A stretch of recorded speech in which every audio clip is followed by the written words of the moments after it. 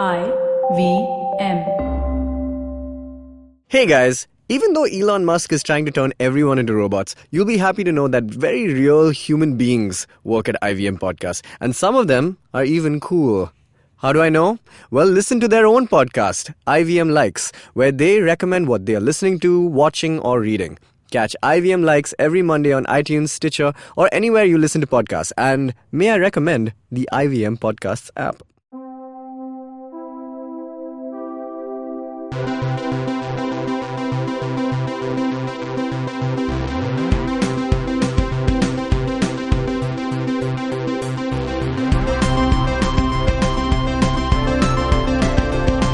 Hello and welcome to the Geek Fruit. Happy birthday! Hey, thanks, Vishnu. It's not my birthday anymore. It was. Let's pretend like it was. My birthday was some years ago, in fact. You're a little late. It was also yesterday, but also it was some years ago. Did you wish me some years ago? I don't think so. Wow. I don't know why I'm being a dick. Yeah, you were being so sweet. Thank you, Jishnu. What do you get me? This shit. What did you get me? I see. Now you see why I'm prickly about this. This is going nowhere fast. This is the Geek Fruit Bulletin. Jishnu, I've got news something. It's the gift of news and not news. So, This is a lot of this is bad news. Well, some of it's good news. well, Some of yes, it's very some of exciting. it's interesting Some of it is news, very I would sad. say at the least. Yes. Let's start with... Happy birthday! Thank you. Oh. That's the bad news? How dare you? The good news is that Matrix 4 is officially on. There's going to be Yay. a Matrix sequel. What, like 20... No, not 20 years, but like the last... 20 years after the first one. 20 years after the first one, that's correct. And probably like 16 years after the last one, after Revolutions. So, what you think? I'm pumped. I wish Tejas was here. He's the super fan. Yeah, I mean, I love it as well. You haven't You shut seen... your bitch ass mouth. Why, I know because- it's your birthday and all that, but no. Rude. No, you're not. What were you saying before I rudely interrupted? You, if I remember correctly, have not seen the last one? I have not seen the last one. So, Revolution. do you know what happens in it? They revolve around the sun. They do. Okay, cool. I'm not gonna... Fine. I'm And then not it's gonna... somebody's birthday. Yes. That's what happens when you revolve around the Once sun. every revolution, that's true. Yeah. And that's what it's about. It's all about Neo's birthday. I mean, in a way, it's about Neo's rebirth day, isn't it? Okay, I won't get into it then. Is there but, Hindu mythology in this? I mean, a lot of the Matrix does involve, not Hindu mythology exactly, but there's a lot of like mythological parallels in the whole thing. Anyway, without spoiling anything for you, because you should definitely watch it before Matrix 4 comes I out, definitely like I will. suppose like a year and a half or 2 years from now. They're only going to start production early 2020. So this So is it'll like... be at least 21 before it comes out. Yes, this is super far off. Yeah. So, okay, one thing is, there's a certain point that they left it at, which makes me wonder how this story will Sure. play out. Okay. There's some things that... you can give me a plot synopsis. I know the third one is about Zion, and it's like something about what? Reclaiming it? Or is that Reloaded? Am I mixing things up? even I'm confused at this point. But See? This is why Tejas should be here. Sure, fair enough. Okay, what I'm saying is, okay, I won't explain. Watch it. Yeah, because I don't know how to say anything without like leading into what actually I told you this was happens going at the nowhere end of it. Okay, also Lawrence Fishburne might be recast. Yeah. Is another piece of news I read about it. Though Carrie Ann Moss and Keanu Reeves are on, but Lawrence Fishburne is being recast, which is odd, no? Not impossible to believe, because it's the Matrix. Anything can happen. You can if you can red lady a person, you can... A woman in red dress, rather. Yeah. You can man in is black the leather thing. with Yeah, black a lot of, sunglasses and black skin color. Okay, And no hair on head. all right, fair enough. This was the And, good gap news. in teeth. This was the good news. It's not really much news, except that it's just, what? Pretty astonishing facts. Next up, Spiderman is leaving the Marvel Cinematic Universe. Because Marvel and Sony Pictures can't reach a deal, apparently. Yeah. Odd, huh? Not odd, not hard to believe, because considering Sony's being how... fussy now. So here's how I see it. Considering how long the Sony Marvel, shall we say, now joint custody. Partnership, yeah. It's been joint custody for just a handful of years, and such good Just- things have come of and it. 2 movies, correct? Two movies three and- movies. We can't Civil War. Okay, yeah, sure, fair enough. Oh, sorry, I take that back. 5 movies. Right? Yeah, okay. 2 Avengers, Civil I was War, thinking and 2 Spidey Spider-Man movies. solo movies, but you're right. Essentially, Anyway. the deal between Sony and Marvel was Sony gets to take lead on the solo pictures as long as Kevin Feige was involved, and Marvel could use Spider-Man in the ensemble pictures as well. And there was something to do with the fact that profits had to be split in unfavorable ways for Marvel, and now they want to, because that snowball is just gigantic, they obviously are trying to, I would imagine, have tried to like use their clout a little bit and sort of, get some bragging rights to say, well, you know what, maybe you should reconsider giving us more bucks. Yeah. So now, none of this I'm is not surprised because of how long people have been fighting for Spidey to get in the MCU for like pretty much since the even before the MCU was a thing, I think. Like, the entire reason for the Amazing Spider-Man franchise existing in the first place is the fact that Sony had to make a Spider-Man movie to avoid the lapsing of the rights, if I remember correctly. Yep. So yeah. It's basically... And the MCU was going well and strong at that point. It feels like two kids in a sandbox, and it's like, you can't play with my stick for too long. Give Basically, it back. Yeah. So what Sony's point of view in this whole thing was, we really wanted to do a Spider-Man movie and cash in on the fact that everyone loves Marvel superheroes, or superheroes in general, and Spider-Man is easily the most popular Marvel character. Or at least he was before the MCU Avengers became like the big draw. So they tried with The Amazing Spider-Man. They kind of jumped the gun a bit on the original Spider-Man trilogy, which was great, but was possibly a little ahead of its time, and also lost its way creatively slightly by the end of it. Spider-Man 3 was, of course, a great movie, but not a lot of people will agree with this. Probably just me and Tejas. But yes, so that's the issue they were facing, which is why they agreed to let the MCU share custody of Spider-Man, weekend visitation rights essentially. And now, I think, and none of this is based on like formal announcements from the MCU. The last I saw was there was speculation that this was pretty much a done deal, and Sony putting out not even a press release, but just confirming it to Deadline. I think saying like, yep, what you said is pretty much what's happening. But there's been no official statement on what will happen going forward. But I'm thinking what Sony is essentially saying is, you made the first two movies, we'll take it from here. So they've set the template essentially for what a Spider-Man movie can be like. So now, as far as I'm aware, they intend to continue with Tom Holland because they know that he's money. I'm guessing if Tom Holland's contract is with, well, I suppose his contract is with Sony and not Marvel. This is a lot of where like the legalese inside comes baseball. In. Exactly, this is where legalese comes in. But now let's talk from a fan perspective. What's annoying me is after the ending of the last Spider-Man movie, this is a bit of a dick move to pull. Yeah. Exactly. Now, but here's what I'm looking at. Yes. If you look at the other entities and properties that Sony has with Spider-Man's name on it, right? So, as you'd imagine, in a post-Endgame world, Marvel is the biggest fish, and therefore feel like they have the right to anything and everything. Everybody would want them to be at said party. And when Sony fights back saying, no, you can't come to my party anymore, or rather, my guy won't go to your party. It's a bold, brave move to make, and you might think that's stupid for Sony. However, if you look at the other things that Spider-Man has in the Sony camp, things that Spider-Man has done in the Sony camp, they're winning video games, right? The Spider-Man PS4 game is destroyed everything. Yes. Into the Spider-Verse just won a freaking Oscar. So they have enough, aces in their own deck. Yes. Right? Without the MCU. Yeah. So now, knowing that Tom Holland is seeded as strongly as he is, as everybody's favorite Spider-Man for the most part, I think if they can do even one single movie with that guy to sort of ease the pressure off of him, but just sort of like have him sort of bridge the Spider-Verse world a little bit from the MCU live action thing in some weird way. Like, I'm thinking straight up Roger Rabbit, that would be great. This is exactly what we were talking about with Abhimanyu, who has been on the show before and is a friend of ours. But basically, Spider-Verse with Tom Holland. Yeah. Have him in there as a live-action character. Right. So, but all you would need to do is just have him there for one movie, and not even necessarily in a title role, or not even in like the biggest leading position in said film, because being a Spider-Verse, you can have any number of people, right?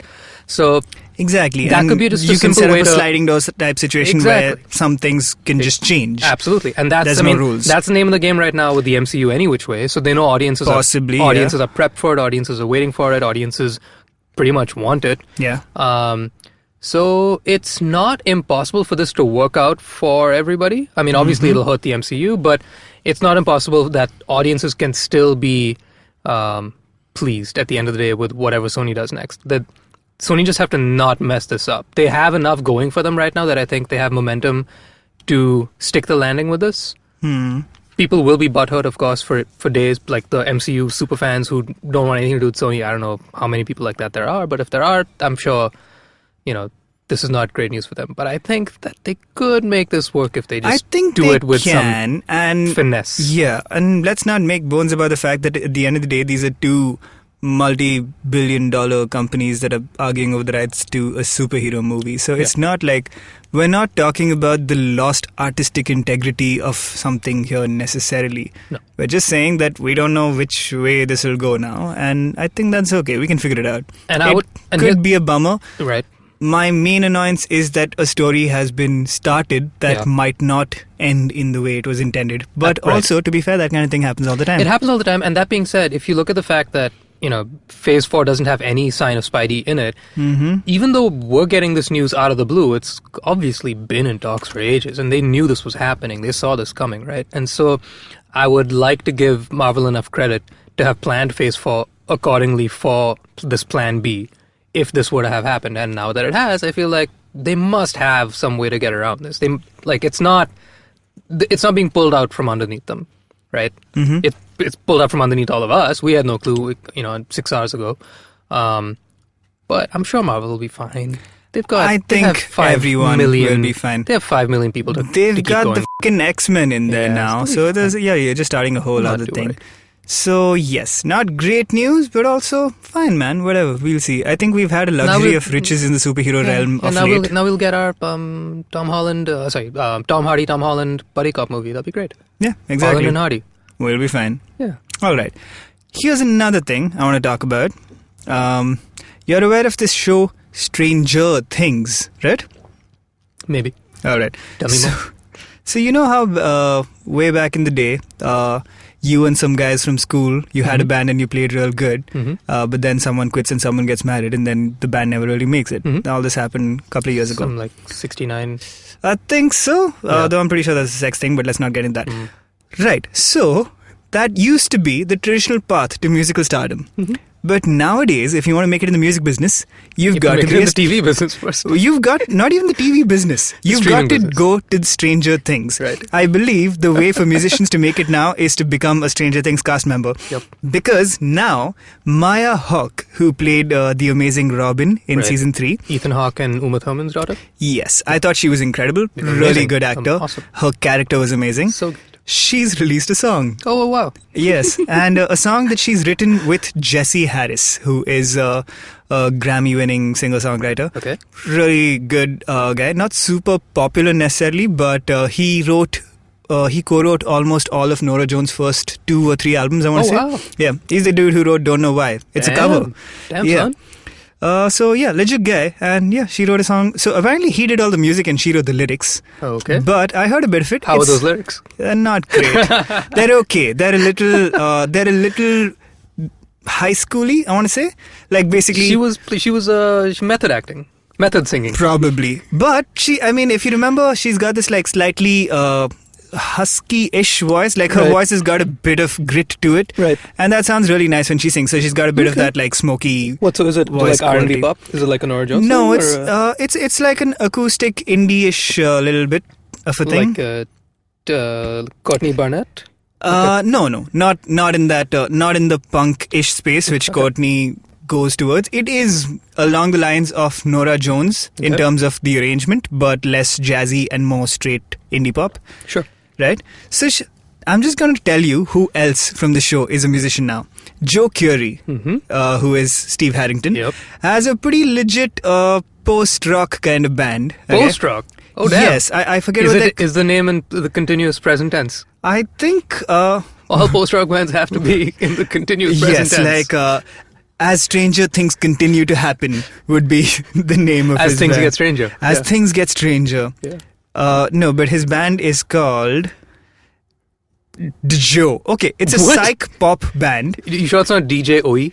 It's DJO is how you spell it. Holy Joe. shit, really? Yes. Oh, and crap. Wow. This is the song I heard. It's actually really nice. It's a pretty solid song. Charlie Heaton, who plays Jonathan Byers. What does he play? Hang on. I believe he creates all the music and he sings.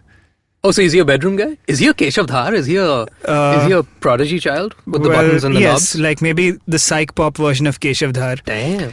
But this is his second band because he's also in another band called Post Animal, who has fuzzy 70s inspired sounds. Amazing. Yes. So Joe Curry is in two bands. This is amazing. Charlie Heaton, who plays Jonathan Byers, is the drummer for British rock band Comaneci.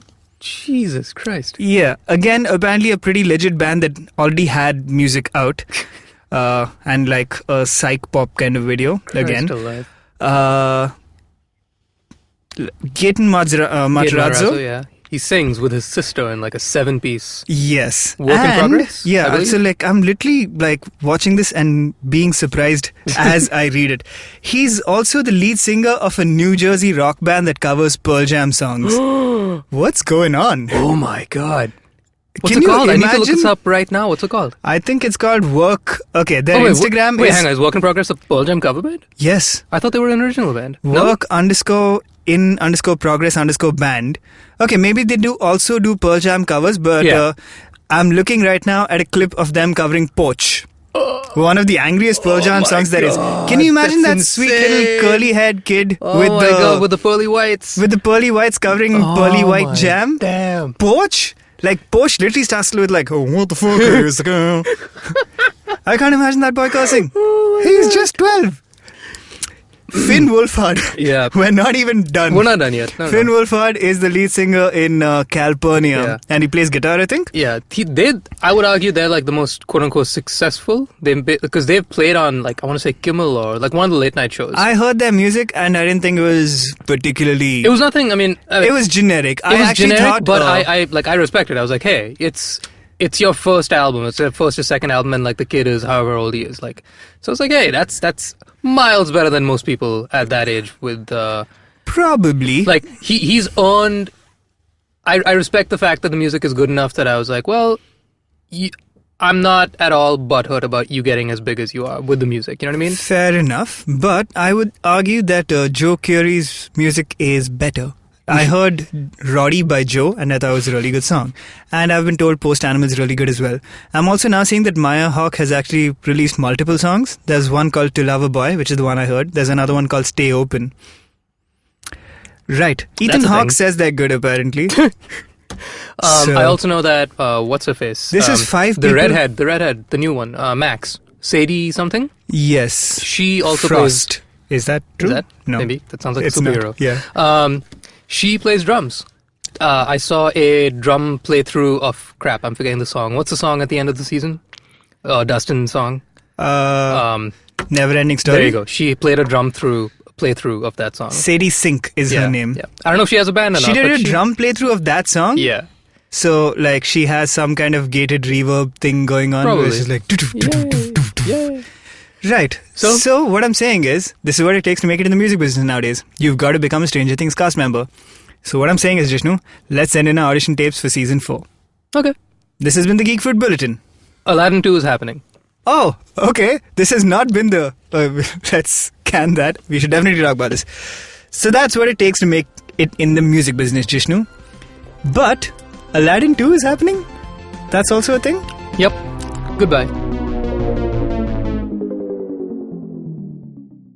If you enjoyed this episode, you should also check out these other podcast episodes on the IVM network. On Mr. and Mrs. Binge Watch, Janice and Anirudh talk about The Great Hack, The Loudest Voice, and The Final Year, stories that have starred Donald Trump. On the Geek Fruit podcast, Jishnu and Dinkar break down and give their take on the brand new TV series, The Boys. On Marbles Lost and Found, Zain and Avanti talk to former IVM staffer Janam Devan about grief and loss. On Keeping It Queer, Naveen and Farhad talk to drag queen Sushant Divgikar about his journey of representing one's community and why is it important.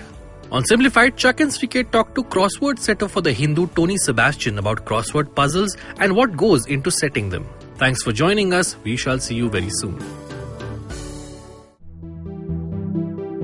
Hello everyone, welcome to Tech Careers in the New podcast series presented by Accenture. I'm your host, Shiladitya Mukhopadhyay.